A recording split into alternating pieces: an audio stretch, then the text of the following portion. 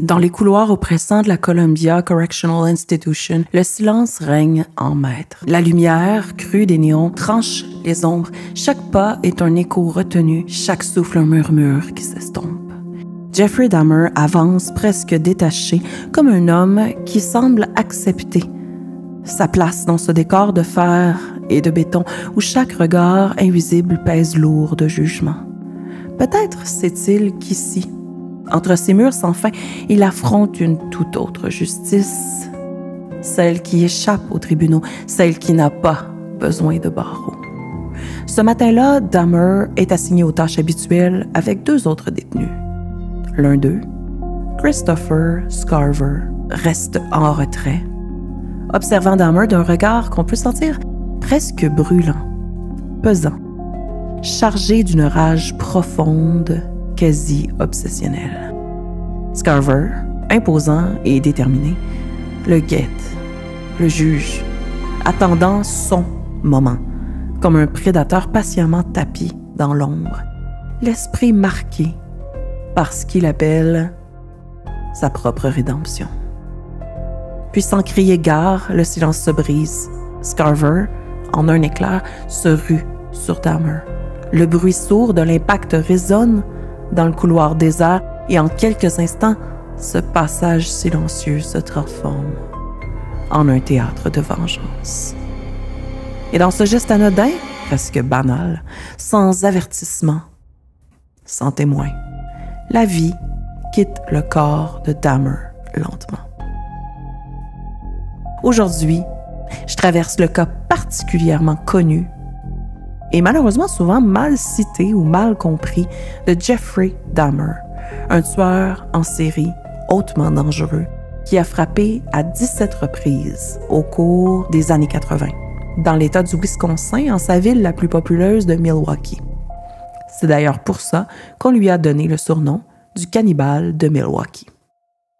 Sans plus attendre, lance-toi avec moi dans l'analyse de Jeffrey Dahmer. Bon épisode. Trigger warning, traumavertissement. Ce podcast traite de sujets particulièrement difficiles ou sensibles. Il ne convient pas aux enfants et l'écoute reste à l'entière discrétion de l'auditrice ou de l'auditeur. En tant que psychologue, je tiens à rendre hommage aux victimes et à leurs proches. C'est pour elles que je fais ce podcast. J'ai à cœur d'offrir une analyse pointue, respectueuse et rigoureuse, basée sur de solides études scientifiques dont la liste intégrale est disponible au www.psychocrimepodcast.com.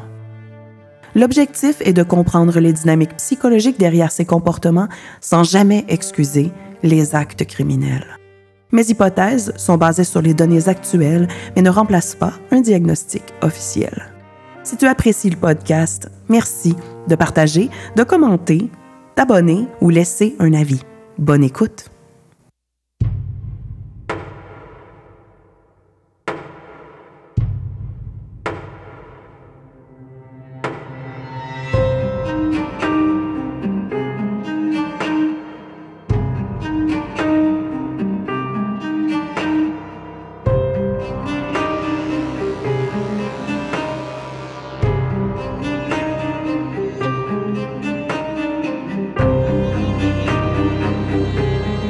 Ma passion, les casse-têtes. Mais mon préféré de tous, c'est le mystère irrésolu du cerveau humain. Plonge avec moi dans une analyse pointue, rigoureuse et scientifique des esprits les plus torturés. Je suis Dr Véro Ménard, psychologue. Bienvenue au Psychocrime Podcast.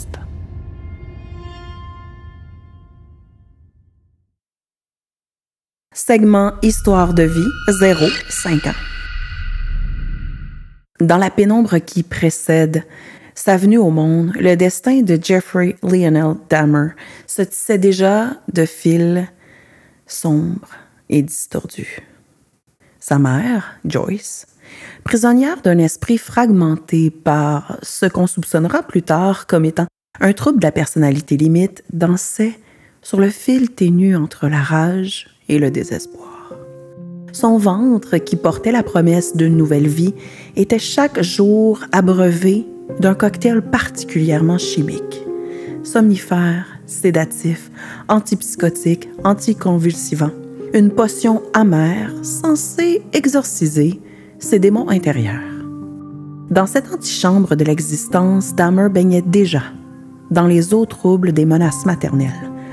Partir, mourir, s'évaporer dans le néant. De son côté, Lionel Dahmer, tel un fantôme paternel, errait en périphérie de ce drame, spectateur impuissant d'une symphonie discordante où les cris alternaient avec des silences assourdissants. La demeure des Dahmer était devenue un théâtre d'ombre où se jouait, acte après acte, le prologue d'une tragédie à venir.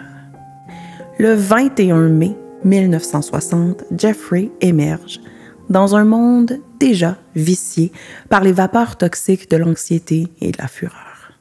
Ses premiers gémissements se mêlent aux tempêtes émotionnelles de Joyce, créant une cacophonie où la tendresse n'avait pas sa place. L'univers du nourrisson se construit alors comme une forteresse inversée. Au lieu de le protéger, ses murs suintent d'une violence latente. Ses fondations tremblent sous les secousses des disputes parentales. Joyce, naufragée de ses propres abysses, ne peut qu'offrir que les miettes d'un amour maternel malmené par ses propres tourments, tantôt présente et enragée, tantôt complètement absente, prise dans une dissociation où il était impossible de lui accéder.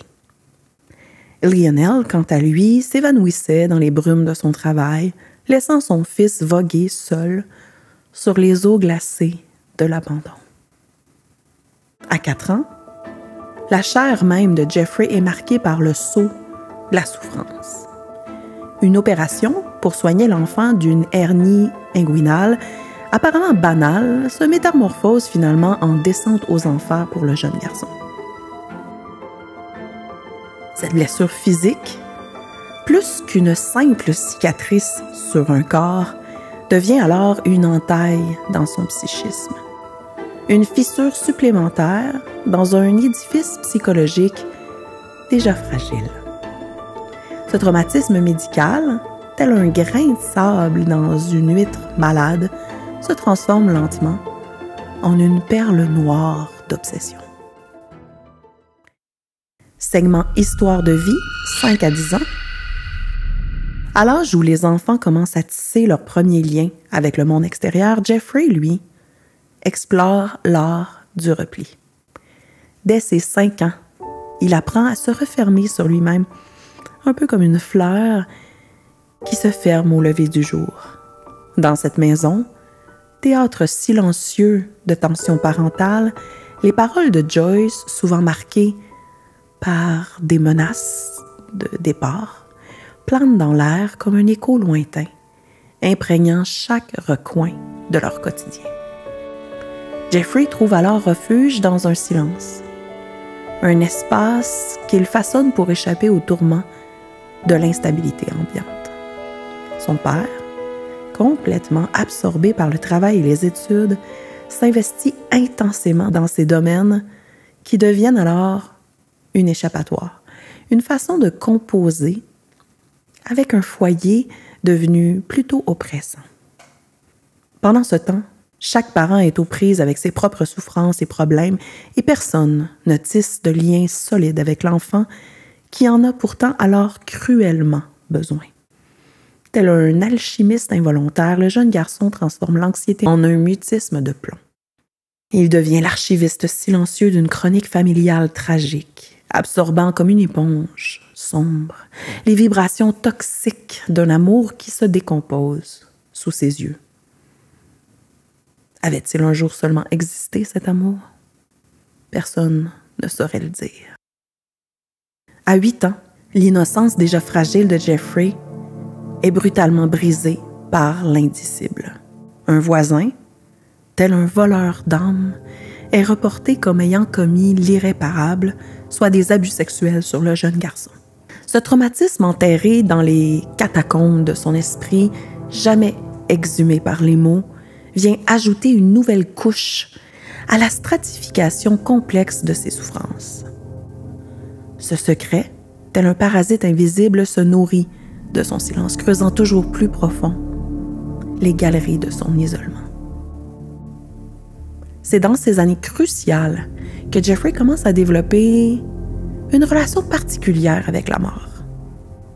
Les ossements d'animaux deviennent ses premiers trésors, des espèces de reliques d'un monde qu'il peut enfin, un temps soit peu, contrôler. Une fascination macabre s'épanouit comme une fleur vénéneuse dans un jardin désolé de l'enfance. Les carcasses et les squelettes qu'il collectionne avec une minutie plutôt inquiétante deviennent alors les pièces d'un musée personnel, une espèce de cabinet des curiosités où la mort se laisse apprivoiser. Dans ce catalogue morbide, le jeune Dahmer trouve peut-être un semblant d'ordre, une façon de donner forme au chaos qui règne dans son univers intérieur. Cette obsession naissante pour l'anatomie morte devient alors sa boussole dans un monde qu'il ne comprend plus, ou plutôt qu'il n'a jamais compris. Un monde où la décomposition familiale trouve écho dans la décomposition physique de ses trésors. C'est sa façon unique de reprendre le contrôle, de devenir le maître d'un royaume où la mort, comme seul partenaire sordide, suit des règles prévisibles. Segment développement, 10 à 15 ans. Alors qu'il entre tout juste dans l'arène impitoyable de l'adolescence, Jeffrey Dahmer devient l'ombre de lui-même, une silhouette floue errant dans les couloirs de sa propre solitude. Les murs du collège, puis ceux du lycée, se dressent comme les parois d'un labyrinthe où il est le seul à ne pas trouver l'issue. Dans la cour d'école, les autres adolescents, les autres jeunes l'évitent instinctivement, comme si son étrangeté était une maladie contagieuse, érigeant un mur invisible que personne ne cherche à franchir, pas même ses proches. Le foyer familial, loin d'être un havre de paix, continue sa lente implosion. Les cris de Joyce résonnent toujours, mais désormais, ils se mêlent au silence de plus en plus assourdissant de Lionel, créant une symphonie discordante où Jeffrey n'est qu'une note dissonante, perdue dans la cacophonie du désespoir de chacun des acteurs de ce sombre théâtre. La maison elle-même semble respirer la détresse, ses murs suintant d'une mélancolie toxique que seul l'alcool pourrait peut-être parvenir à diluer. Segment développement, 15 à 18 ans. C'est vers l'âge de 15 ans que la bouteille devient la confidente la plus fidèle de Jeffrey Dahmer.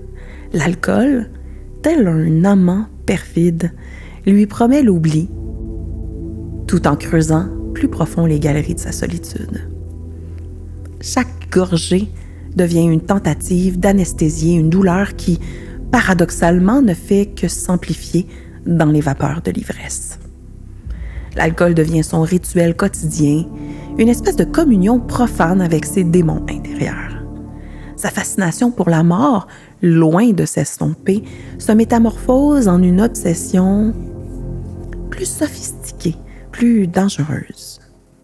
Les carcasses d'animaux ne sont plus de simples curiosités, mais les pièces d'un puzzle macabre qui s'assemblent lentement dans le secret de son esprit. Chaque ossement découvert, chaque cadavre animal examiné devient une page de son grimoire personnel, un manuel d'anatomie de la destruction qu'il étudie avec une ferveur quasi religieuse. Dans les méandres de son adolescence tardive, ses fantasmes prennent une tournure plus sombre encore. Il avouera lui-même plus tard être en proie à une addiction au contrôle qui lentement mais sûrement devient son obsession. Une déesse noire à laquelle il voue un culte silencieux. Dans sa chambre, temple de sa solitude, il orchestre les scénarios de domination toujours de plus en plus élaborés, comme une espèce de marionnettiste répétant un spectacle qui n'aurait jamais dû voir le jour. Segment Histoire de vie, 18-25 ans. L'impuissance totale qu'il ressent face au monde se transforme lentement en un désir profond de toute puissance, une soif de contrôle absolu qui ne pourrait être étanchée que par des actes dont personne encore ne soupçonne la nature. Jeffrey Dahmer, à l'aube de sa vie adulte, est devenu le gardien d'un royaume des ténèbres intérieures, où la frontière entre fantasme et réalité s'estompe, dangereusement, dans les vapeurs de l'alcool et de la solitude.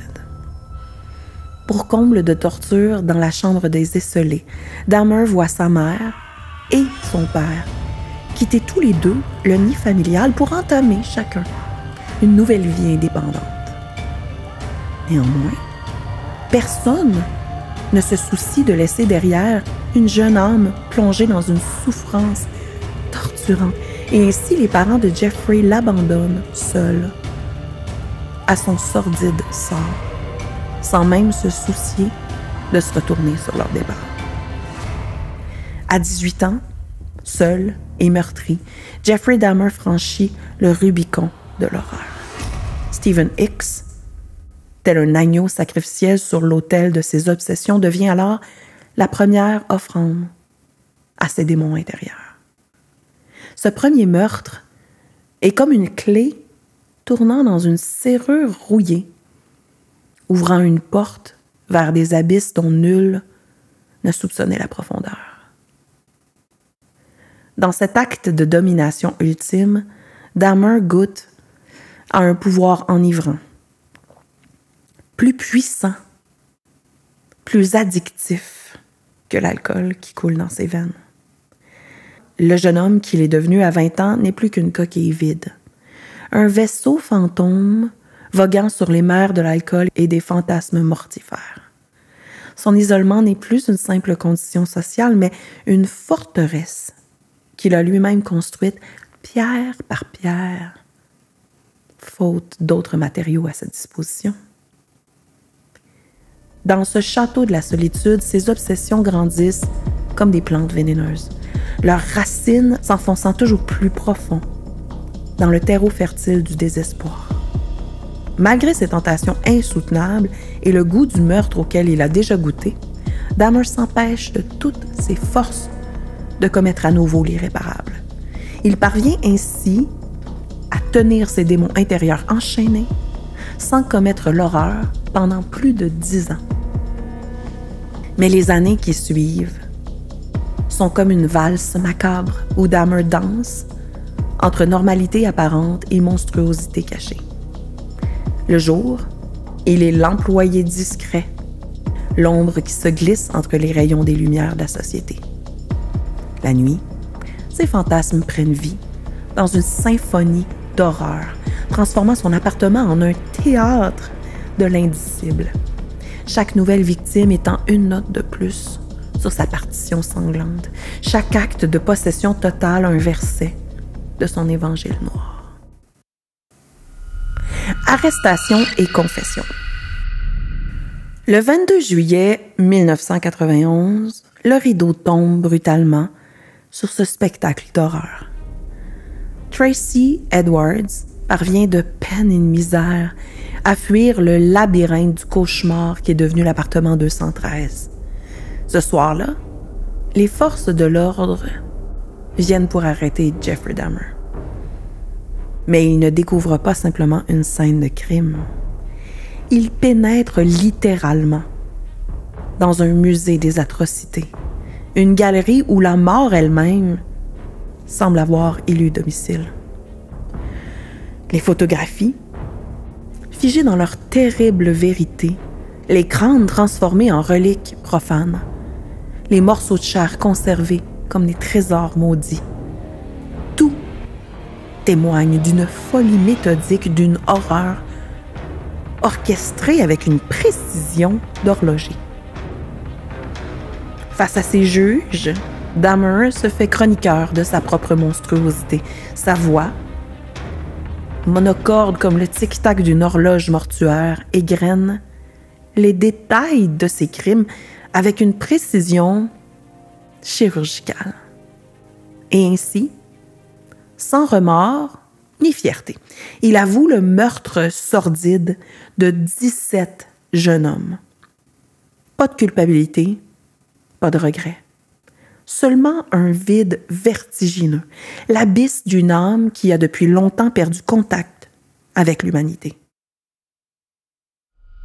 Emprisonnement et mort en captivité. L'épilogue de cette tragédie moderne se joue dans les couloirs froids du centre correctionnel de Columbia. Condamné à 15 peines de perpétuité, comme si une seule vie ne suffisait pas à expier ses crimes, Dahmer devient un fantôme de plus parmi les fantômes. Dans ce purgatoire de béton, il semble parfois porter sa captivité comme une espèce de pénitence volontaire, un châtiment qu'il accueille presque avec soulagement. Le 28 novembre 1994, la justice des hommes cède la place à une justice plus primitive. Dans les douches de la prison transformée en arène antique, Christopher Scarver devient l'instrument d'une vengeance cosmique. La barre de métal qui s'abat sur le crâne de Dahmer résonne comme le point final d'une histoire qui n'aurait jamais dû être écrite. Jeffrey Dahmer, l'enfant brisé, devenu monstre. Le monstre redevenu homme dans sa mort, s'éteint ainsi à 34 ans, laissant derrière lui un héritage de ténèbres et une question sans réponse. Comment un être humain peut-il en venir à perpétrer autant d'horreurs à lui seul? Avant de poursuivre avec mon segment d'analyse psychologique des traumatismes et des violences, j'aimerais prendre une minute de recueillement pour les victimes et leurs proches.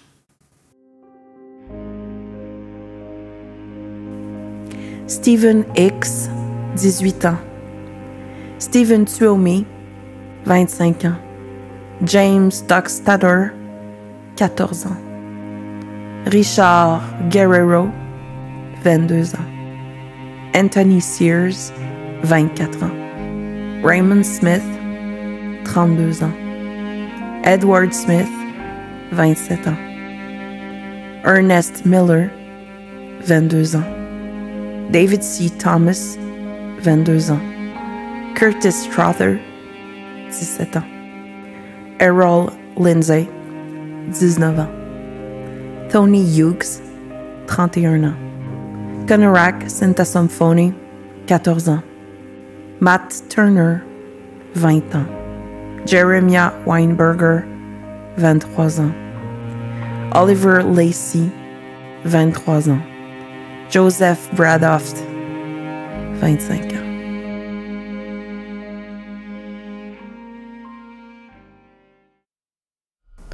Segment traumatisme et violence. Parlons maintenant d'analyse psychologique et commençons d'abord avec les fondations, un environnement troublé dès sa conception. Bien avant la naissance de Jeffrey Dahmer, son avenir semble déjà marqué par un contexte de stress psychologique intense et de dysfonctionnement familial. Sa mère, Joyce Dahmer, souffre possiblement d'un trouble de la personnalité borderline ou TPL, marqué par des crises de colère complètement imprévisibles et démesurées, des menaces de suicide et une dépendance lourde à divers médicaments, y compris des sédatifs, des antipsychotiques, des anticonvulsivants et des somnifères. Une grossesse hypothéquée par autant de facteurs tératogènes est à fort risque. La littérature clinique sur le développement prénatal et les effets du stress maternel démontre que l'exposition fœtale à des agents pharmacologiques influence négativement le développement neuronal du fœtus, présentant ainsi de possibles répercussions à long terme sur les mécanismes, par exemple, d'attachement, l'autorégulation des émotions et à la résilience au stress. Plusieurs études ont porté sur ça, dont celle de Perry en 1996 et celle d'Hubert en 2010. En particulier, des doses élevées de barbituriques et d'antipsychotiques sont associées à des troubles de l'attention, des troubles de la régulation émotionnelle et de traitement de l'information sociale. Ça fait en sorte que le risque est fortement augmenté de développer des comportements impulsifs et même des traits ou un profil antisocial. Je vais d'ailleurs en reparler plus en profondeur au cours du segment neurosciences. Dans des études récentes, d'ailleurs, il a été démontré que le stress prénatal induit également une sensibilité accrue aux expériences de rejet et de négligence. Une étude de Karima en 2022 a parlé de ça et c'est super intéressant. Ça a démontré que ça complique l'établissement d'un attachement sécure après la naissance du fœtus. Dès son entrée dans le monde, Jeffrey Dahmer est déjà confronté à une grande insécurité affective et à une fragilité cognitive exacerbée, qui se cristallise en une vulnérabilité extrême face aux conflits familiaux violents auxquels il sera ensuite constamment exposé. Parlons également de l'instabilité psychologique de la mère. Dès ses premières années de vie, Jeffrey est exposé à un environnement de violence psychologique intense, ainsi qu'à des crises émotionnelles imprévisibles. Joyce, sa mère, alterne entre des explosions de colère et des phases de dépression profonde, où elle entre dans des périodes de catatonie. Donc, elle arrête de parler, elle n'est plus du tout disponible pour l'enfant. Elle lance d'ailleurs fréquemment, lors des disputes, des menaces de suicide ou d'abandon. Et ces crises viennent créer une atmosphère de terreur constante dans le foyer des Dahmer. L'impact de ce type de climat familial est particulièrement dévastateur pour un tout jeune enfant. La littérature scientifique démontre que les enfants qui sont exposés à des parents instables, particulièrement dans un contexte de troubles mentaux qui ne sont pas pris en charge et où il n'y a ni cadre ni règles pour les parents comme pour les enfants, développent des réponses de peur et d'angoisse accentuées. Ces enfants, Perry nous en parle dans son étude en 1996, ne trouvant aucune stabilité émotionnelle chez leurs parents, vivent alors une grande insécurité, une espèce de stress chronique qui devient pour eux comme une espèce de condition permanente, de condition de base. Depuis longtemps, depuis de nombreuses années, les études sur l'attachement ont démontré que le stress chronique et les émotions contradictoires chez un parent déstabilisent fortement l'enfant.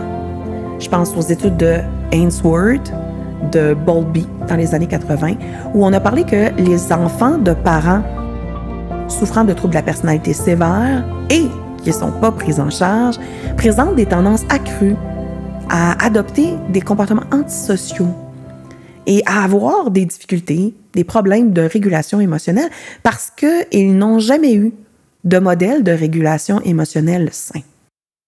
Pour Jeffrey, cette situation se traduit par une vision du monde qui est marquée par la méfiance, le manque de sécurité et une colère sous-jacente qui grandit sans cesse et qui n'est jamais ni adressée ni prise en charge. En outre, les disputes entre Joyce et Lionel Dahmer atteignent souvent un niveau de violence verbale intense, avec des accusations et des insultes des deux côtés. Il faut savoir que ce niveau de dispute et de violence verbale représente clairement la violence psychologique pour l'enfant et possiblement même un traumatisme relationnel important. Rappelons que ce même traumatisme est répété chaque jour, sans résolution harmonieuse. Le chaos émotionnel qui en résulte plonge Jeffrey dans une atmosphère de peur constante, et ça sans possibilité de trouver refuge émotionnel ni d'obtenir le soutien d'un parent stable. Le cycle de la colère et du désespoir auquel il est constamment exposé va venir affecter sa capacité à construire une vision stable et sécure du monde et accentuer ainsi un sentiment d'injustice, mais surtout d'abandon. Il y a des études qui se sont intéressées spécifiquement à Jeffrey Dahmer. Je pense à celle de Kruger en 2009 et celle de Yardley en 2017. Et toutes les études convergent vers cette conclusion-là par rapport au traumatisme vécu durant son enfance. Parlons de l'abandon paternel et de la distanciation. Donc, l'absence de Lionel Dahmer dans les premières années de vie de Jeffrey se révèle aussi, probablement, fort destructrice, parce qu'elle prive Jeffrey de toute figure masculine stable ou saine.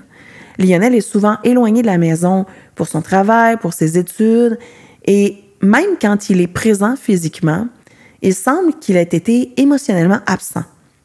Par exemple, incapable de s'opposer aux colères dévastatrices de Joyce.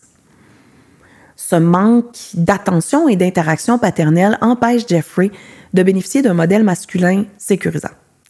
Selon encore les études de Kruger et de Yardley en 2017 et en 2009, un enfant sans figure paternelle stable va voir son développement affectif et psychologique sérieusement compromis, surtout s'il est déjà exposé à une mère qui est émotionnellement instable. Il faut savoir que quand un des deux parents souffre de troubles mentaux ou ne répond pas aux besoins affectifs d'un enfant à répétition, ou encore qu'il commet des actes d'abus, de quelque forme que ce soit, contre cet enfant-là, les chances de l'enfant de développer une résilience, de s'en sortir, de pas trop en souffrir, ou même de lui-même développer des troubles mentaux après, sont augmentées, ou elles existent, si au moins il y a un autre adulte. Parfois, c'est un enfant du même âge, mais la plupart du temps, un adulte en position d'autorité, qui va faire office de figure protectrice, qui va agir comme une espèce de tampon pour tempérer la douleur des traumatismes, l'abandon parental, même s'il est figuré, est déjà un traumatisme en soi. Donc, lorsqu'un enfant est dans un foyer familial où une des deux figures parentales est abusive, fait preuve de négligence affective, d'explosion de colère, et qu'en plus, l'autre figure parentale est absente, on est face à un portrait clinique particulièrement néfaste pour le développement affectif et psychosocial de l'enfant. L'abandon définitif de Lionel, qui quitte ensuite le foyer familial alors que Jeffrey est sur la fin de son adolescence, vient possiblement cristalliser ce traumatisme-là, sinon au minimum en cristalliser les schémas sous-jacents que le jeune Dahmer a développés depuis son enfance. Sans l'avoir personnellement évalué, bien sûr, je peux spéculer qu'il aurait développé des schémas comme on le conçoit dans la schémathérapie, tels que le schéma méfiance-abus, carence affective, imperfection-honte et surtout le schéma qui s'appelle abandon. Des schémas qui sont cohérents, si je m'en fie à mon expérience clinique et aux expériences de vie auxquelles on sait que Jeffrey Dahmer a été exposé durant son développement. Les recherches en psychologie développementale vont venir démontrer qu'une absence prolongée du père ou son retrait complet renforce chez l'enfant un sentiment de rejet profond qui va devenir souvent une source d'isolement social et de méfiance accrue. Et que, bien sûr, des schémas de l'abandon, par exemple, ou de la carence affective, vont devenir déterminants dans le développement de la personnalité et fort possiblement dans le développement de troubles de la personnalité, par exemple, personnalité limite, antisociale, narcissique. Hubert, en 2010, nous avait parlé de ça dans son étude. Jeffrey Dahmer, se sentant abandonné par son père, en vient à concevoir une espèce de vision du monde dans laquelle l'affection et la stabilité ne sont jamais garanties. Et ça va venir renforcer, fort possiblement, son besoin maladif de tout contrôler et de posséder l'autre. Pour l'avoir, il doit le posséder à lui tout seul. Parlons maintenant de la négligence parentale des deux côtés. Ainsi, donc, en grandissant, Jeffrey Dahmer vit une négligence affective constante de la part de ses deux parents. Joyce, absorbée par ses propres crises émotionnelles et sa santé mentale souffrante, se montre incapable de procurer à Jeffrey l'affection et le soutien qu'il recherche désespérément et qui, comme tout enfant, a cruellement besoin. Et Lionel, quant à lui, évite souvent les conflits, prend pas d'initiative ou de responsabilité active pour le bien-être émotionnel de son fils et finit par quitter le foyer définitivement. Cette négligence généralisée, sans figure de réconfort ou d'ancrage affectif, fait de Jeffrey un enfant sans attache. Un enfant qui flotte dans un monde qui semble le renier de toutes parts. Notons aussi qu'il est possible que le père ait fui le foyer la plupart du temps comme en réponse ou en mécanisme de défense pour éviter les conflits et les souffrances au sein de sa relation avec sa femme. Il est possible, fort possible, qu'il ait ressenti des émotions profondes et sincères envers son fils, mais que ses propres blessures et ses mécanismes de défense l'aient empêché de rester dans le foyer et de tisser des liens avec son fils.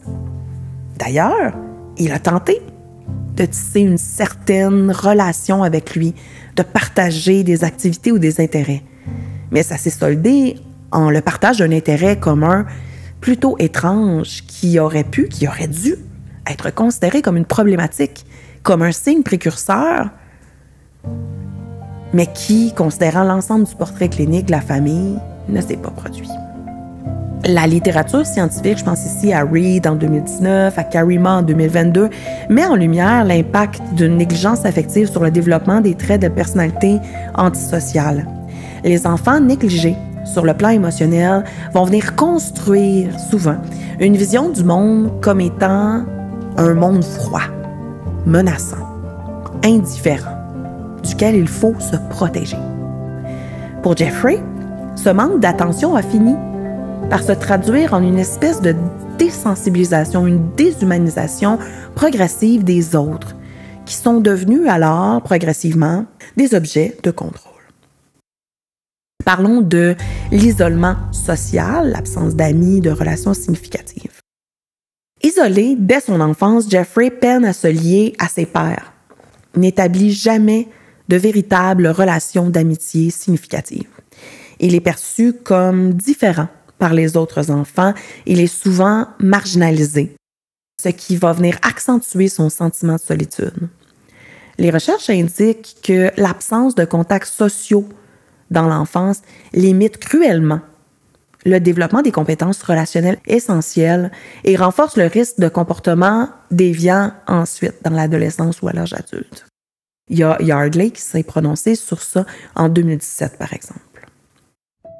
Pour Dahmer, cet isolement s'installe comme une norme, une espèce d'espace de vide émotionnel dans lequel ces fantasmes de domination prennent de plus en plus forme. De plus, l'isolement social chronique engendre une déconnexion de la réalité humaine, créant une espèce de terreau fertile pour des comportements antisociaux. Les études sur l'isolement dans le développement des tueurs en série montrent que un isolement social précoce agit souvent comme un amplificateur pour le développement des traits de personnalité antisociale, parce que ça va priver l'enfant de l'apprentissage émotionnel et de l'empathie naturelle qu'on développe dans les relations sociales. Et les relations avec les amis, avec les pairs ou avec d'autres personnes auraient pu faire office de facteurs de protection en compensation à ce qui manquait dans son foyer familial, bien que souvent ça ne soit pas suffisant. Mais ce n'est pas arrivé. Parlons maintenant de l'abus sexuel à l'âge de 8 ans, un traumatisme refoulé. Donc, selon le père de Dahmer, à l'âge de 8 ans, le petit Jeffrey aurait été victime d'un abus sexuel de la part d'un voisin adulte, un événement qu'il va garder pour lui sans jamais révéler ni obtenir d'aide pour y faire face. Cet abus sexuel marque un traumatisme profond, bien sûr, qui va venir se traduire par une honte silencieuse et insidieuse qui ne va jamais trouver de résolution. Les recherches en psychologie démontrent que les victimes d'abus sexuels durant l'enfance qui n'ont pas été traitées vont souvent développer des difficultés d'attachement, des difficultés de confiance en soi, d'estime de soi et de confiance générale là, envers les autres. En 2010, Hubert a parlé de ça dans son étude. Le silence de Jeffrey face à ce traumatisme-là le pousse encore davantage vers un isolement social et psychologique, un sentiment de honte de culpabilité, de peur refoulée en silence. Cet abus non adressé ajoute une dimension d'incompréhension dans son esprit, en renforçant une vision du monde comme étant un lieu hostile et menaçant.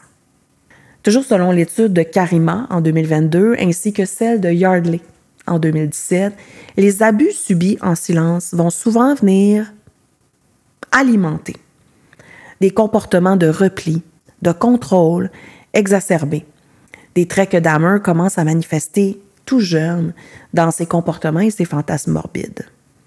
La perte de contrôle subie dans le cadre des abus sexuels donne également souvent lieu à une grande colère qui s'accumule durant plusieurs années, lorsque c'est pas adressé, bien sûr, et qui peut ainsi, éventuellement, donner lieu à des comportements de rage ou de destruction qui, dépendant des victimes, peuvent être tantôt dirigés contre soi-même, tantôt contre les autres.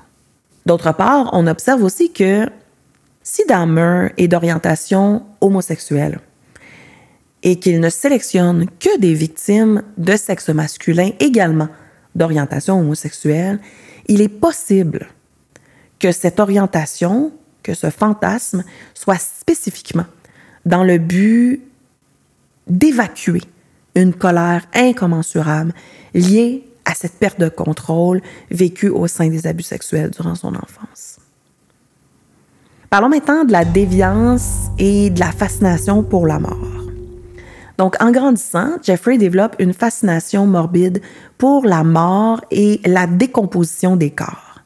Dès sa toute jeune enfance, il va venir commencer à faire une collection des restes d'animaux morts et les étudier avec une espèce d'intérêt, de passion grandissante, en cherchant une espèce de forme de contrôle ou une curiosité morbide pour le fonctionnement de la vie et de la mort. Ce comportement déviant, qui aurait pu être un comportement simplement exploratoire, mais qui a été investi avec tellement d'obsession, peut être maintenant interprété comme une tentative inconsciente de Dahmer de commencer à se réapproprier un certain pouvoir qu'il n'a jamais eu à aucun moment ou dans aucune sphère de sa vie. La fascination pour la mort est souvent le reflet d'un conflit intérieur profond chez des individus qui ont été fortement négligés affectivement ou abusés émotionnellement. En psychologie clinique, l'attrait pour la violence et la mort est fréquemment lié à une espèce de tentative de désensibilisation ou de transfert des peurs existentielles vers des objets de substitution. En manipulant et en observant des cadavres d'animaux, Dahmer exprime ainsi son désir de contrôler l'inévitable, d'exercer un pouvoir total, même s'il est uniquement symbolique. Parlons maintenant de l'alcoolisme précoce, un mécanisme de défense face à une souffrance sourde.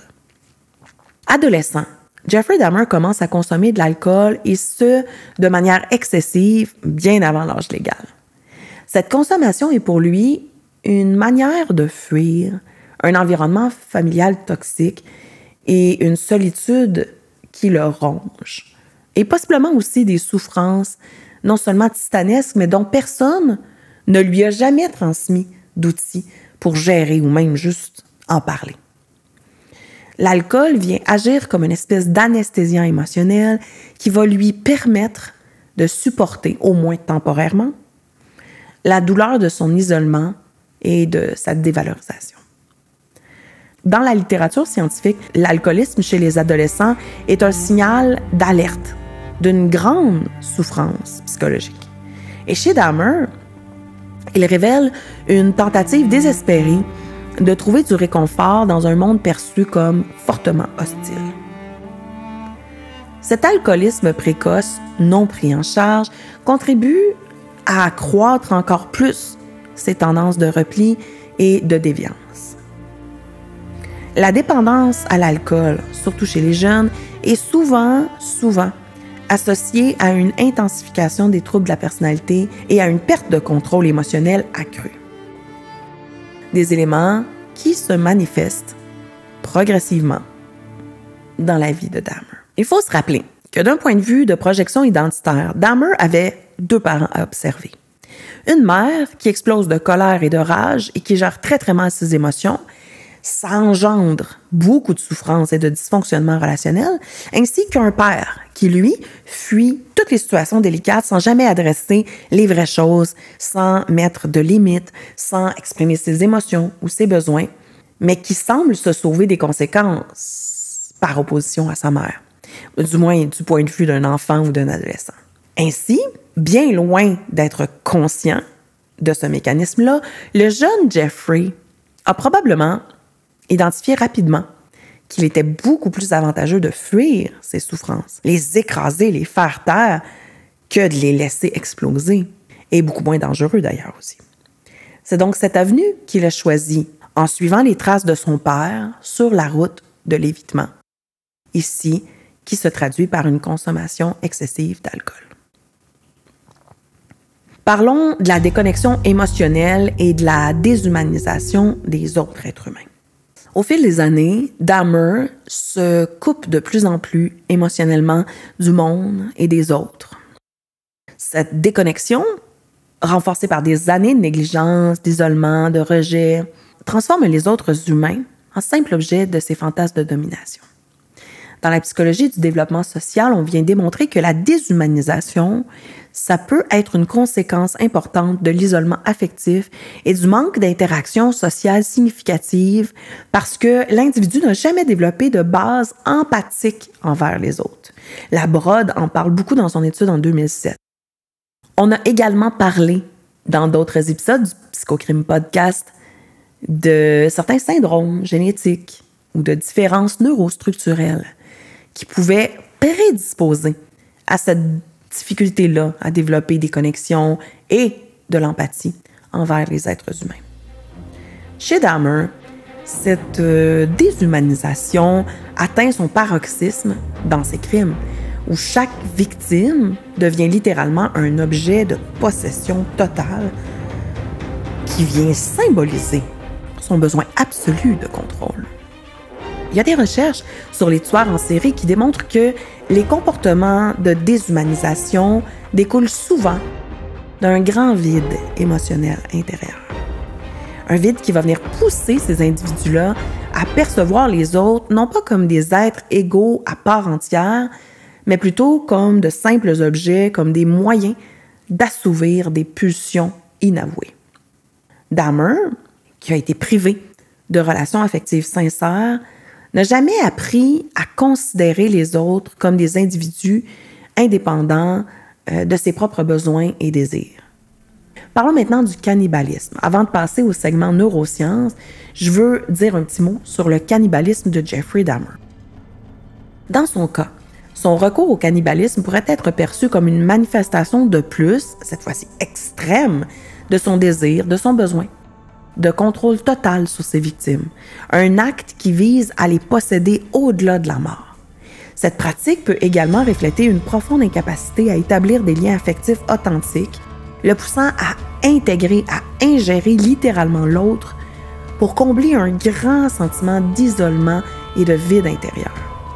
Ainsi, le cannibalisme chez Dahmer peut être interprété comme une espèce de tentative désespérée de fusion avec l'autre, visant à surmonter une aliénation profonde et un manque cruel d'attachement sécurisant. J'interromps le podcast pour te dire que si tu as été victime de quelconque forme de violence qui soit, et ça même si ça fait très longtemps, tu as droit à des services, tu as droit à des indemnités. Au Québec, des organismes comme la CAVAC et l'IVAC sont là pour t'aider gratuitement avec toutes sortes de soins, de services et d'indemnités. J'ai créé d'ailleurs un programme complet de thérapie en ligne pour les victimes d'actes criminels entièrement payés par IVAC. Savais-tu que tu n'as même pas besoin de dénoncer ton ou tes agresseurs pour en bénéficier? Viens m'en parler, je peux t'aider. Va consulter mon site web au www.psytusavais.com ou ma page Facebook professionnelle Dr Véro Ménard, psychologue. Clique ensuite sur le bouton « Envoyer un message ». Tu as le droit et tu mérites de recevoir de l'aide.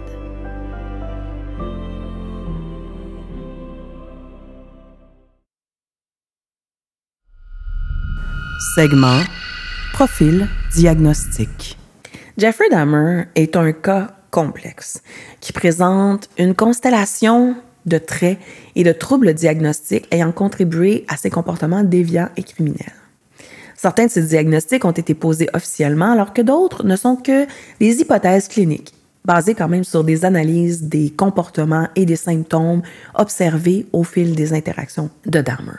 Troubles de personnalité limite, schizotypique et autres diagnostics cliniques. Officiellement, Jeffrey Dahmer a été diagnostiqué de 3 syndromes. Les traits de personnalité borderline, les traits de personnalité schizotypique et des signes de troubles psychotiques. Donc, pas un trouble psychotique à proprement parler, mais des traits psychotiques. J'en ai déjà parlé précédemment, mais le trouble de personnalité borderline se caractérise par une instabilité émotionnelle, des relations interpersonnelles particulièrement intenses ou chaotiques, et souvent une peur terrible de l'abandon et un grand sentiment de vide intérieur. Ce diagnostic éclaire en partie l'incapacité de Dahmer à créer des liens émotionnels stables, des relations saines, et la manière dont il oscillait rapidement entre des comportements de contrôle et des réactions de blessures, de rejet, de violence envers ses victimes, comme s'il tentait justement de combler un grand vide à l'intérieur. Sa tendance à la dissociation, qu'on observe fréquemment dans le TPL, pourrait également expliquer son besoin de dominer les corps de ses victimes, un peu pour garder un sentiment de contrôle même post-mortem. Les traits schizotypiques de Dahmer peuvent également jouer un rôle important dans son isolement social et dans son retrait émotionnel. Ce trouble, ou en tout cas les traits de personnalité de ce trouble, incluent souvent des comportements excentriques, bizarres, des pensées magiques, une espèce de malaise intense au sein des relations humaines. Ces caractéristiques se traduisent souvent par une difficulté à comprendre et à interpréter des codes sociaux, ce qui pourrait expliquer au moins en partie son incapacité à établir des relations avec les autres sans avoir besoin de comportements violents ou déviants. Enfin, il y a eu aussi des signes de troubles psychotiques signalés dans certains rapports qui semblent avoir contribué à une perception déformée de la réalité chez Dahmer, en créant une espèce de désorganisation dans ses pensées et en renforçant une déconnexion émotionnelle. Les troubles psychotiques, règle générale, vont inclure des hallucinations, des idées de persécution délirantes, une désorganisation de la pensée. Ces traits, bien qu'il ait été fluctuant ou incomplet, chez Dahmer, ajoute quand même une couche de complexité à son profil clinique. Il faut savoir que dans le DSM-5, le manuel que les psychiatres et les psychologues on utilise pour poser un diagnostic en santé mentale, on peut effectivement poser un diagnostic de trouble de personnalité, par exemple le trouble de personnalité limite ou narcissique ou schizotypique, en identifiant une certaine quantité de critères possibles, donc un trouble en particulier. Mais on peut aussi poser un diagnostic de trouble de personnalité avec plusieurs traits d'un autre trouble, ou encore un diagnostic de trouble de personnalité non identifié dans lequel on va venir nommer les différents traits de personnalité. Un être humain et son cerveau, c'est particulièrement complexe, surtout quand il a vécu des traumatismes et possiblement des problèmes au niveau neurostructurel ou neurodéveloppemental. Ça rend le portrait particulièrement compliqué et c'est difficile parfois de rentrer dans une seule étiquette diagnostique claire. Tous les critères d'un trouble en particulier ne sont pas nécessairement là, mais on peut voir une espèce de profil unique dans lequel il y a des critères de différentes sphères. Dans le cas de Jeffrey Dahmer, il semble qu'on ait été devant quelque chose qui serait plus de l'ordre du trouble de personnalité non identifié, avec plusieurs traits de type borderline, de type schizotypique et possiblement narcissique. Certains professionnels qui l'ont évalué se sont prononcés en disant que malgré l'horreur de ces crimes, qu'il ait commis autant de meurtres sur des jeunes hommes, ça ne faisait pas automatiquement de lui un psychopathe. Par exemple, parce que ça ne veut pas nécessairement dire qu'il n'avait pas d'émotion, qu'il ne ressentait pas d'émotion en commettant ces crimes. Peut-être même au contraire, et qu'il en ressentait des grandes crises émotionnelles. On ne saura pas, d'aucune manière on a de vérifier ça, mais ces professionnels-là ont plutôt affirmé que plutôt qu'être un psychopathe à proprement parler, on serait plutôt face à quelqu'un qui a des traits de personnalité limite, narcissique, schizotypique, doublés de traumatisme et possiblement aussi au niveau des neurosciences de certaines différences dans son cerveau. Parlons du trouble de personnalité antisociale et du trouble de personnalité narcissique. Le diagnostic du trouble de la personnalité antisociale est aussi quand même souvent soulevé quand on parle du cas de Jeffrey Dahmer. Le DSM-5 va venir décrire ce trouble-là comme un schéma de mépris pour les droits des autres, associé à des comportements manipulateurs et dénués d'empathie. Dahmer a manifesté certaines de ces caractéristiques-là dès son enfance ou son adolescence, notamment en ayant des actes de cruauté. L'absence de remords et la froideur émotionnelle qu'il démontrait, même après ses crimes, soulignent qu'il y avait probablement la présence de traits antisociaux qui souvent vont venir faire écho à une déconnexion profonde avec les normes morales, les lois, les règles sociales. En parallèle, certains de ces comportements peuvent être interprétés comme des signes de narcissisme, plus subtils, mais quand même présents. On pense entre autres à son besoin d'avoir un contrôle total sur ses victimes. Et il voyait ses victimes comme une espèce d'extension de lui-même, cherchant à les posséder totalement, même après leur mort. Cette perception de lui-même comme étant au-dessus des droits humains, des lois morales et sociales, peut être liée à des traits narcissiques. Parlons de psychopathie. On sait, j'en ai parlé dans d'autres épisodes, que la psychopathie n'est pas un diagnostic formel selon le DSM-5, mais elle reste quand même un syndrome connu et étudié. Elle est souvent mesurée par le test qu'on appelle la Psychopathy Checklist Revised, la PCLR de Robert Hare. C'est un syndrome qui va venir inclure des critères comme l'absence de remords, superficiel à manipuler, imiter des émotions, pas se soucier de la souffrance des autres. Et quand même, Dahmer montrait plusieurs de ces traits-là. Par exemple, sa capacité à attirer les victimes en offrant de la compagnie, de l'alcool, de l'argent, à les piéger. Ça démontre des comportements de manipulation et de contrôle émotionnel aussi. Contrairement à certains psychopathes, je pense que c'est important de souligner ça, Jeffrey Dahmer cherchait pas ou semblait pas tirer du plaisir de voir l'autre souffrir. Il semblait pas avoir le désir d'infliger des souffrances. Au contraire, il semblait plutôt vouloir minimiser cette souffrance-là. Les recherches démontrent que malgré ces actes horribles, il tentait souvent de droguer ses victimes rapidement et cherchait plutôt à abréger leur vie pour éviter le combat ou la souffrance. Sa motivation principale semblait moins être la domination que la possession du corps pour satisfaire ses besoins de contrôle post-mortem, illustrant quand même une différence importante dans son expression de la psychopathie s'il était un psychopathe. Parlons maintenant des paraphilies, donc de nécrophilie et de sadisme sexuel. Les crimes de Dahmer comportent quand même des comportements paraphiliques. On a pensé, entre autres, à la nécrophilie, bien sûr, mais aussi au sadisme sexuel. On sait que la nécrophilie se définit comme une excitation sexuelle qui est liée au cadavre. Et ça semblait être un des éléments centraux dans son profil. Dahmer cherchait souvent à posséder complètement ses victimes et surtout après leur mort. Cette paraphilie s'inscrit dans une recherche de contrôle total et de satisfaction narcissique, où Dahmer se positionnait comme un maître absolu, comme un dieu de ses victimes, prolongeant la domination qu'il atteignait en les capturant au-delà de la mort elle-même. Toutefois, bien que ces actes aient pu sembler d'un certain sadisme sexuel, Dahmer n'est pas diagnostiqué d'une paraphilie sadique. Il ne semblait pas chercher à causer de la douleur physique pour avoir un plaisir de voir l'autre souffrir.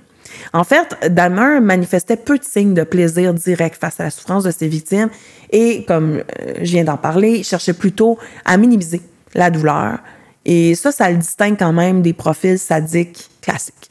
Très schizoïde et comportement autistique, Dahmer manifestait également une grande difficulté à établir des connexions sociales, une grande tendance à l'isolement, qui sont des traits qu'on peut associer soit à la personnalité schizoïde ou encore à l'autisme. Les troubles schizoïdes se caractérisent par un grand retrait social et une difficulté à interpréter les relations humaines. L'isolement de Dahmer, sa préférence pour la solitude, son inconfort dans les relations sociales soutenues sont des éléments qui peuvent correspondre justement à ces traits schizoïdes. De plus, certains comportements répétitifs, sa focalisation intense sur des routines spécifiques, ses intérêts restreints pour, par exemple, la dissécation de corps, ressemblent à des traits autistiques. Particulièrement quand on pense au comportement obsessionnel qu'il a eu pour compenser l'absence de liens sociaux significatifs. Je ne sais pas si j'en ai déjà parlé dans le podcast, mais en tant que psychologue, une autre de mes spécialisations, c'est justement l'autisme. Et on se demande s'il y a des comportements de retrait social dans les traits schizoïdes ou schizotypiques, ainsi que dans l'autisme. Comment on fait pour distinguer l'un l'autre? Et c'est pour ça qu'on fait un processus de diagnostic élaboré dans lequel on fait un diagnostic différentiel. Ce qu'il faut savoir, c'est que dans l'autisme, on va avoir, comme je viens d'en parler, des intérêts restreints, donc être très absorbé ou obsédé par un sujet en particulier, faire juste ça, vouloir juste parler de ça. Ce qui semble quand même assez cohérent avec son obsession pour les corps et la mort. De même qu'on va observer des routines répétitives, toujours la même chose. Et on peut observer, par exemple, des tics ou des hyper- ou des hyposensibilités sensorielles. Mais là, dans le cas de Jeffrey Dahmer, on n'a pas pu l'observer en milieu naturel pour voir s'il y avait effectivement la présence de... Donc, on ne pourra pas se prononcer sur l'autisme chez Dahmer. Et au moment où il a été évalué par d'autres professionnels, l'autisme chez les adultes, l'autisme tout court, était peu connu, peu recherché. Donc, c'est très difficile de se prononcer sur ça. Ce qui est possible, c'est que ça soit un enfant qui soit venu au monde, autiste, et qui a vécu en plus tous ces traumatismes-là, et que ça ait contribué à son profil. Mais dans tous les cas, de toute manière, cet autisme-là n'aurait participé en rien au fait de devenir un tueur en série, si ce n'est que peut-être diminuer ses chances de recourir à de l'aide ou de parler à cause des déficits au niveau social et de la communication. Parlons maintenant de l'alcoolisme. L'alcoolisme chez Dahmer, qui a débuté dès l'adolescence, la jeune adolescence, a joué un rôle clé dans la désinhibition de ses impulsions. Donc, ça a vraiment contribué à ce qu'il y ait moins de contrôle sur ses actes. Utilisé comme un mécanisme de défense pour apaiser son anxiété, sa solitude, ses souffrances psychiques, l'alcool a également permis à Dahmer de désinhiber ses pulsions violentes qui a fait en sorte que ce soit plus facile de faire un passage à l'acte qui puisse être plus fréquent et plus brutal. On n'a pas pu le diagnostiquer de ce trouble-là non plus, mais il semble que ça a été présent chez lui depuis plusieurs années. C'est clair que les diagnostics de Dahmer reflètent une combinaison complexe de troubles de la personnalité, de comportements paraphiliques, de dépendance à l'alcool et possiblement même des troubles neurodéveloppementaux. Tous ces éléments se croisent pour dessiner un portrait de vulnérabilité émotionnelle, de détachement affectif extrême, où la violence et la déviance deviennent les seules réponses possibles à son monde intérieur, lui-même marqué par un grand vide et un désespoir. Segment neurosciences. Pour le segment neurosciences, bien sûr, j'aurais eu la possibilité, même le désir, de reparler à nouveau, par exemple du syndrome chromosomique XYY, parce que ça pourrait très bien s'appliquer à Jeffrey Dahmer. Tout comme j'aurais pu également parler du syndrome génétique de polymorphisme 5-HTTL-PR. Mais comme j'en ai déjà parlé pour le cas de Ted Bundy, et j'en ai reparlé pour le cas d'Ed Kemper, j'ai préféré sauter cette partie-là. Si le sujet t'intéresse, le syndrome XYY ou le 5-HTTL-PR, j'ai mis des articles scientifiques sur le site web du podcast au www.psychocrimepodcast.com, mais également, quand j'aurai un Patreon très bientôt, je prévois mettre certains segments qui sont à propos des nouvelles découvertes en neurosciences. Donc, bien sûr, si j'ai des découvertes qui émergent sur le syndrome XYY ou 5-HTT-LPR, je les mettrai dans mon Patreon. Évidemment, je ne veux pas être redondante à chaque épisode, donc je vais plutôt parler aujourd'hui de qu'est-ce qui a pu concerner spécifiquement le cas de Jeffrey Dahmer. Donc, on va parler de génétique, encore une fois, et on va parler de l'environnement intra-utérin, donc dans la grossesse de la mère, et on va parler aussi des traumatismes après sa naissance. Avant la naissance, génétique, médication et environnement intra-utérin. Les découvertes en neurosciences révèlent qu'il y a des impacts profonds du contexte intra-utérin sur le développement cérébral du fœtus. Pour Dahmer, l'environnement prénatal a été particulièrement chargé, particulièrement complexe. D'abord, il y avait beaucoup de conflits familiaux, d'une grande intensité, d'un grand stress durant la grossesse, mais il y avait aussi une grande prise de médicaments de la part de la mère. Ça a d'ailleurs été un sujet de dispute entre les deux parents. Il a fallu que je fasse un choix. J'aurais pu écrire une thèse de 400 pages sur le sujet. Plusieurs études se sont penchées sur les substances tératogènes, donc les médicaments qui peuvent être poisons, et les effets que ça a sur le développement du fœtus.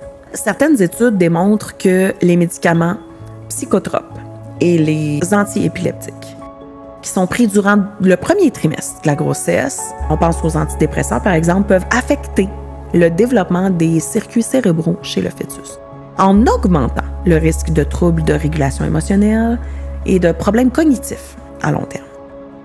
Une thèse qui a été écrite juste sur le sujet, la thèse de Thorpe en 2013, illustre par exemple comment certaines molécules peuvent interférer avec la croissance des neurones dans le cortex préfrontal, qui est essentiel pour le contrôle des impulsions et la régulation de l'anxiété.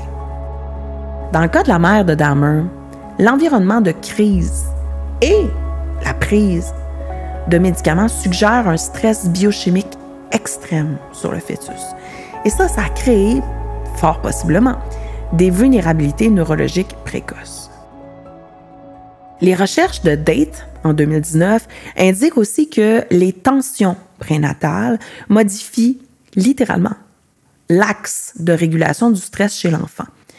Et ça va venir augmenter sa sensibilité émotionnelle et réduire ses capacités de résilience par rapport au stress. Selon certaines sources, le père aurait avoué avoir également lui aussi des idées de commettre des meurtres durant sa propre enfance. Et ça pourrait nous indiquer qu'il a lui-même, par exemple, certains gènes, certaines anomalies structurelles du cerveau qui prédisposent à la psychopathie.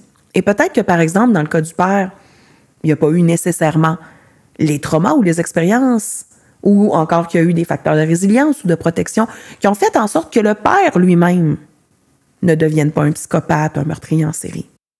Mais il pourrait tout de même avoir transmis, par exemple, une vulnérabilité génétique à son fils, qui lui a ensuite été en contact avec des expériences traumatiques, ce qui est devenu finalement un cocktail plutôt complexe. Surtout quand on rajoute à ça le fait d'avoir eu un environnement tératogène, donc un environnement hautement poison, hautement toxique, pour le développement du cerveau et du corps durant la grossesse de la mère. Après la naissance, impact des traumatismes et négligence émotionnelle. La plasticité cérébrale de l'enfance signifie que les expériences précoces vont venir modeler profondément les structures du cerveau. Les abus et la négligence affective, qui est considérée comme un des pires traumatismes à l'enfance, tels que ceux qu'aurait subi Dahmer, affectent des régions comme l'amygdale et le cortex préfrontal, qui sont responsables de la gestion des émotions et des impulsions. Le stress chronique submerge les capacités d'adaptation du cerveau et les études montrent une réactivité accrue de l'amygdale et un cortex préfrontal moins développé dans ce genre de contexte-là. Ce profil, souvent observé chez les individus qui ont souffert de traumatismes complexes, correspond au profil comportemental des tueurs en série réaction émotionnelle extrême et faible contrôle des impulsions. En grandissant dans un environnement où la violence et la dévalorisation prédominent, Dahmer a vraisemblablement développé des mécanismes de défense mal adaptés, notamment une grande déconnexion émotionnelle et une tendance à l'isolement social. L'accumulation de ces facteurs aurait favorisé aussi une trajectoire antisociale exacerbée par l'absence de soutien affectif positif. Encore une fois, on voit comment le cocktail neurologique, chimique, physiologique, génétique et expérimental d'une personne, d'un être humain, est extrêmement complexe. Et face au cas de Jeffrey Dahmer, on est probablement devant une combinaison complexe de plusieurs dizaines de facteurs uniques qui ont fait en sorte qu'on se retrouve aujourd'hui face aux résultats qu'on connaît. Segment modus et bouche cousue.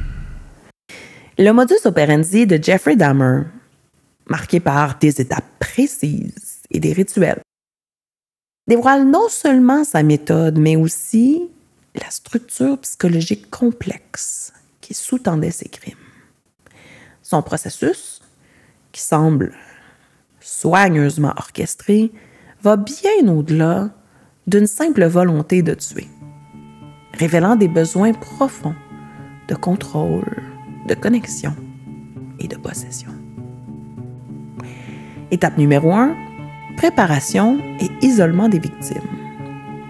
Dahmer ciblait délibérément des jeunes hommes, souvent en situation précaire, qu'il approchait dans des lieux publics comme les bars, par exemple.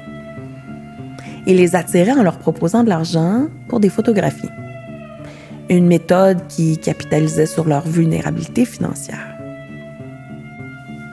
Symboliquement, la photographie peut être perçue comme un premier geste de possession. L'idée de capturer l'image d'une personne dans un instant figé qui nous laisse préfigurer son besoin obsessionnel de les garder pour toujours. Une pulsion qui allait bien au-delà de l'objectif de la caméra, bien sûr. Étape numéro 2, intimité forcée et drogue. Une fois ces victimes isolées, Dahmer essayait de créer un moment d'intimité avec elles, souvent en leur offrant de l'alcool. Il les plongeait dans un état semi-comateux en les droguant. Il se donnait ainsi, probablement, une espèce d'impression d'être en relation avec l'autre, de pouvoir partager un moment privilégié, une intimité avec eux. Ne connaissant aucune autre méthode d'être en relation, sauf dans les combats, les conflits constants, il avouera plus tard préférer la présence d'une personne totalement abandonnée à son sort, avec un corps inerte. On peut voir ici le besoin de Dahmer d'objectiver ses victimes dès les premiers instants de captivité, tout en satisfaisant son propre besoin de pouvoir et de contrôle. Étape numéro 3, passage à l'acte, domination et meurtre. Une fois ses victimes sous l'emprise des drogues, Dahmer commence à abuser sexuellement d'elles. Dans certains cas, dans d'autres cas, il ne l'a pas fait. Mais clairement, ça renforce sa domination par la soumission totale de l'autre. Les meurtres eux-mêmes étaient souvent exécutés le plus rapidement possible, généralement par strangulation. Contrairement à d'autres tueurs en série, Dahmer ne semblait pas motivé par l'envie de voir l'autre souffrir de manière prolongée. Ce détail est significatif. Il cherchait la possession ultime, mais pas une torture prolongée. Il voulait un corps soumis et obéissant sur lequel il pouvait projeter ses propres besoins émotionnels.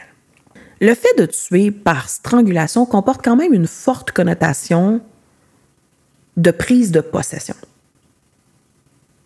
Dans les études scientifiques sur le sujet, on dénote que la strangulation est souvent associée à un besoin intense de contrôle physique et psychologique parce qu'elle permet au meurtrier de maintenir un contact direct et prolongé avec sa victime. Ce mode opératoire implique une proximité physique qui accentue le sentiment de domination, permettant à l'agresseur de ressentir en temps réel la vie s'échapper de la personne qui est sous son emprise. Les chercheurs dénotent que cet acte crée une connexion intime mais violente, symbolisant souvent, pour le tueur, une maîtrise totale sur l'existence de l'autre, jusqu'à en disposer entièrement. Étape numéro 4. Acte post-mortem, mutilation, cannibalisme, conservation. Après la mort de ses victimes, Dahmer accomplissait des actes post-mortem, souvent rituels, tels que des actes sexuels, de la mutilation et la conservation de certaines parties des corps. Ces pratiques ne relevaient pas seulement de la violence, mais plus d'une tentative de prolonger sa possession. Dahmer pratiquait également le cannibalisme, une espèce de forme d'appropriation totale. Dans une perspective psychanalytique, ça pourrait refléter une volonté intense d'intégrer l'autre en soi, possiblement pour combler un vide intérieur intense. Dahmer manifestait ainsi son désir de transcender la mort elle-même pour maintenir une relation intime avec ceux qu'il tuait. Étape numéro 5, dissociation et déshumanisation. La manière froide et méthodique avec laquelle Dahmer traitait les corps de ses victimes, en particulier pour les actes de cannibalisme, révèle une dissociation émotionnelle marquée. Cette absence apparente de réaction émotive souligne une grande déconnexion psychologique qu'on observe souvent chez les gens, les individus qui ont vécu des grandes expériences traumatiques non résolues. Dahmer semblait ne percevoir ses victimes que comme des objets de satisfaction personnelle, réduisant des corps sans âme à des choses, à des possessions dont il pouvait disposer à sa guise. Étape numéro 6, escalade et saturation. À mesure que ces crimes se multipliaient, Dahmer semblait chercher comme des expériences de plus en plus intenses pour atteindre un nouveau niveau de satisfaction qui devenait de plus en plus difficile à maintenir. Cette escalade suggère un cycle de désensibilisation progressive qui est commun chez plusieurs tueurs en série. Alors que ses premières victimes lui apportaient peut-être une certaine, même une grande satisfaction, le sentiment s'estompe progressivement. Ça va venir le pousser à intensifier la violence et les rituels post-mortem.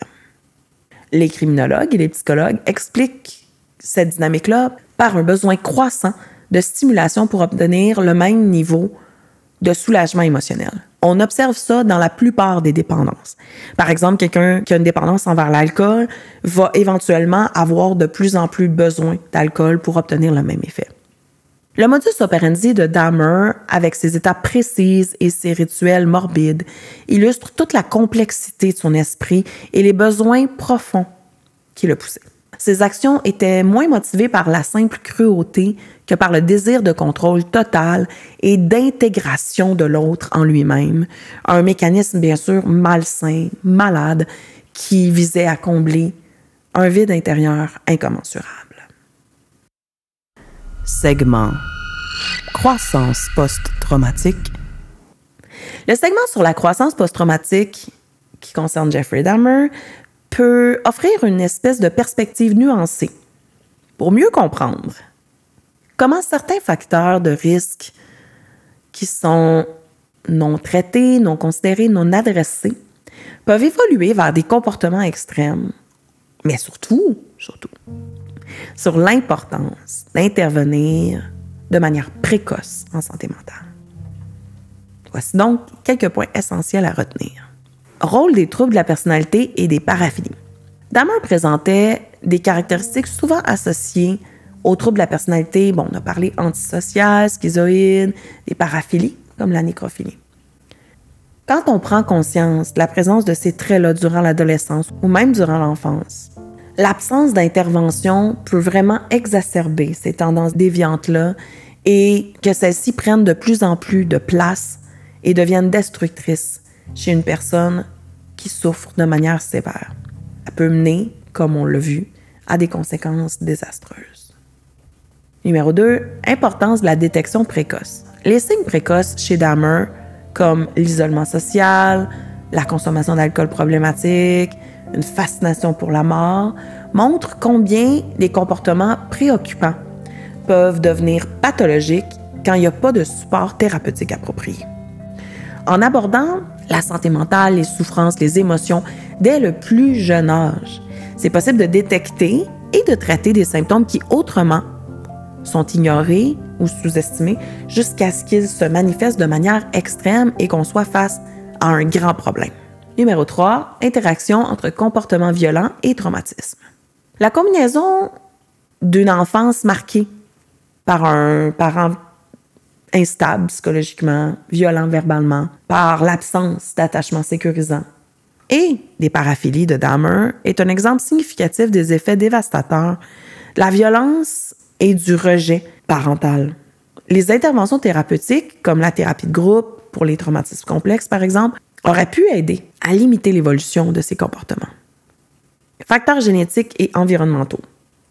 La recherche en génétique et en neurosciences, comme celle autour du polymorphisme, 5-HTT-LPR, souligne la vulnérabilité accrue des individus face au traumatisme lorsqu'ils présentent déjà quelques caractéristiques génétiques. Ça met en lumière le besoin d'intégrer une compréhension neurologique, neurochimique, biologique pour que les soins psychologiques permettent d'anticiper notamment les effets négatifs d'un environnement traumatisant, mais surtout pour mieux soutenir les enfants à risque. Leçon en santé publique.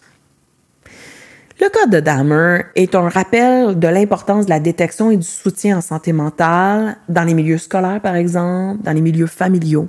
Les comportements déviants d'un enfant sont la plupart du temps un appel à l'aide non exprimée. Et la prise en charge globale, en incluant les familles, les éducateurs, les enseignants, les professionnels de la santé, peuvent faire une réelle différence pour les individus avec des besoins particuliers ou qui vivent des traumatismes. C'est d'ailleurs une des raisons principales pourquoi je fais ce podcast.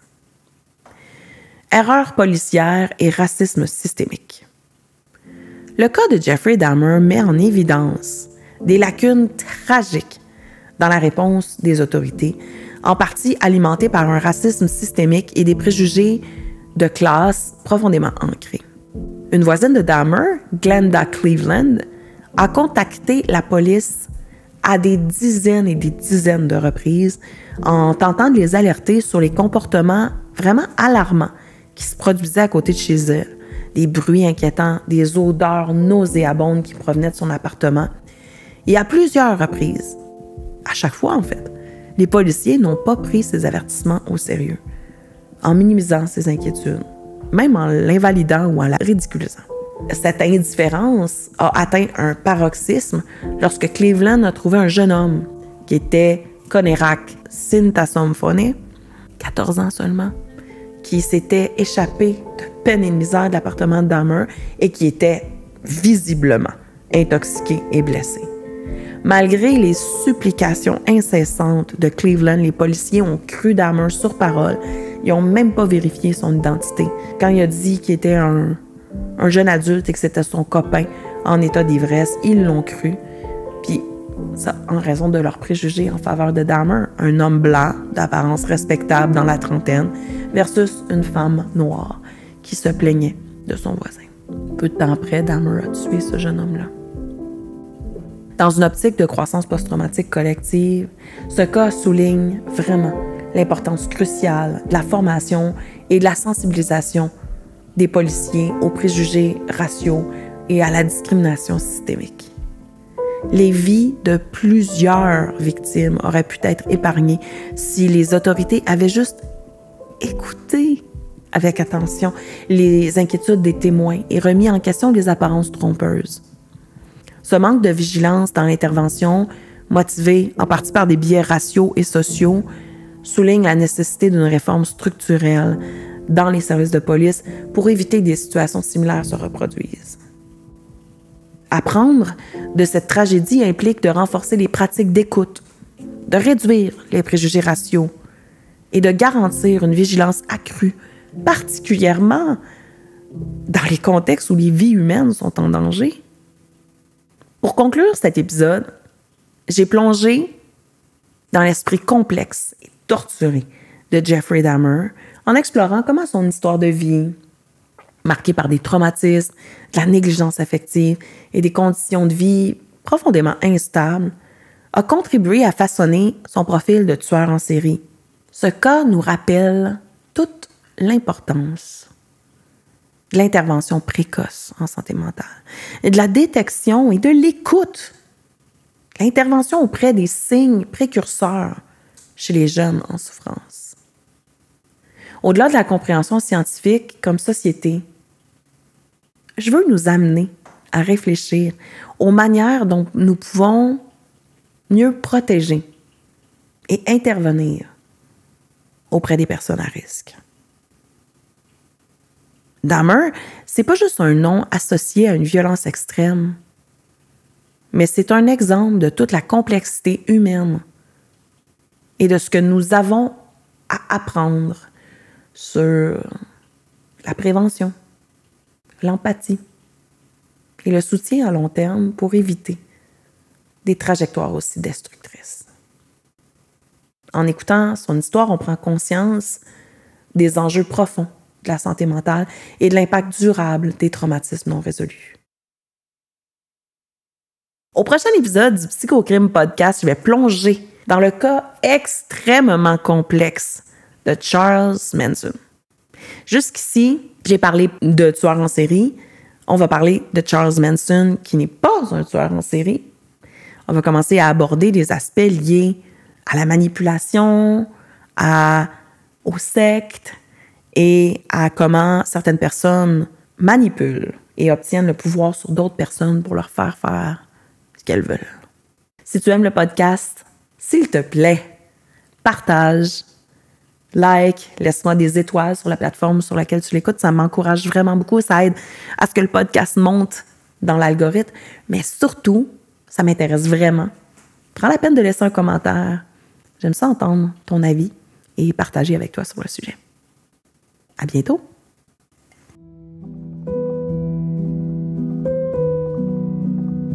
Le Psychocrime Podcast. Thème musical et mixage sonore par Jean-Michel Soudre. Logo et graphisme par Jessica Boissonneau.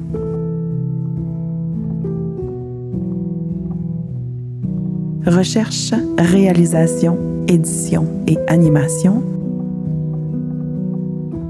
par Dr Véro Ménard, psychologue. Un podcast présenté par Psy Tu savais Incorporé.